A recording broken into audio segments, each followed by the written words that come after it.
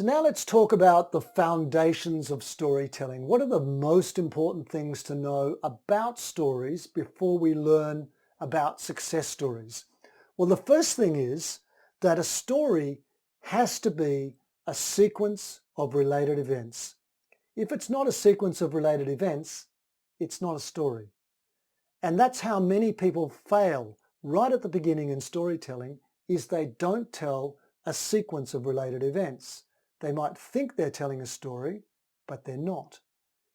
A couple of years ago, one of my clients emailed me a report that he had received from a very well-known global consulting company. They shall not be named. The title of the report was "Why Technical Salespeople Must Tell Stories." So I thought, fantastic, I love to read this. And as I flicked through 11 pages, lots of text and diagrams and images, no story. There wasn't a single story in the entire article, and that's really common. People talk about story, but they don't tell stories. So you must know that a story is a sequence of related events. Secondly, stories occur in a time and place. Time markers and place markers are very important for the listener to know when and where the story is happening.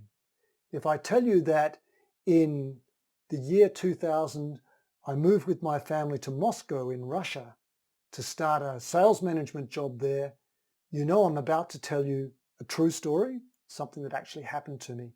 If I was to say, once upon a time far, far away, that's also a time marker and a place marker. But obviously I'm about to tell a fairy tale, and I don't recommend that in a business conversation. So we use a time marker and a place marker of events that actually happened. Stories usually have characters in them. They revolve around a central character, and when they do, the listener can imagine themselves as that character. They can experience what the character experienced, and that's a major part of the power of stories. So we want our stories to have a character in them. When we tell stories about things that happen to us, the character is obviously us, and it's pretty easy to put the character in the story. It's more difficult when we tell other people's stories, and success stories are often like that. So that's what we're going to learn about today, telling other people's stories and telling them from the perspective of that character. Stories are a promise of surprise or unanticipated event. If your story is completely predictable, the listener will turn off. They won't listen to your story. So there must be something that keeps the listener guessing. Ooh, what's going to happen next? Otherwise, it's a boring story.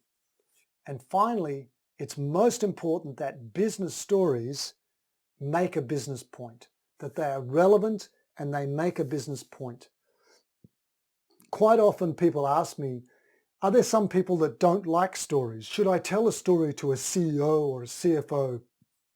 And my answer is yes, everybody likes stories, but important business people don't like their time wasted. So it's critically important that your story is relevant, tight, makes a point that fits in the conversation. And a good way to make sure that the listener won't be impatient with your story is to make a relevant statement before you tell it. I'd like to make a point about the importance of doing a trial before we deploy this technology. And then you tell the story about a client that didn't do a trial and what happened, for example. So we must make a relevant business point. There's a link here called thestorytest.com, and you're welcome to go there. It's an anecdote test that you can take, and there are 10 stories. Half of them are stories and half of them are not stories, and your job is to see if you can figure out which one is a story and which one isn't. And if you use this framework that I have here, you should be able to manage a pretty good test result, I imagine. It's not all that easy though.